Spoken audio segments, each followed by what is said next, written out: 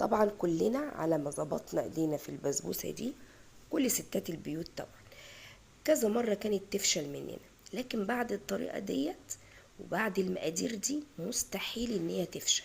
هتطلع معاكي بالحلاوة والطعامة والجمال. وشايفة بتشرب الشربات ازاي؟ اول ما تحطي الشربات على البسبوسة وتلاقيها شربت منك الشربات، وكل ما تشرب اديها شربات، كل ما تشرب اديها شربات، تعرفي ان هي ناجحة معاكي 100%.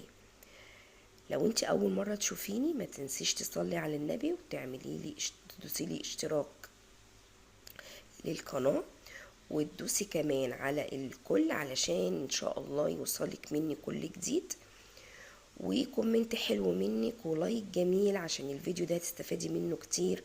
وفي حاجات خطوات كده لازم تتبعيها لنجاح البسبوسة معاكي وتطلع معاكي بالجمال والحياة.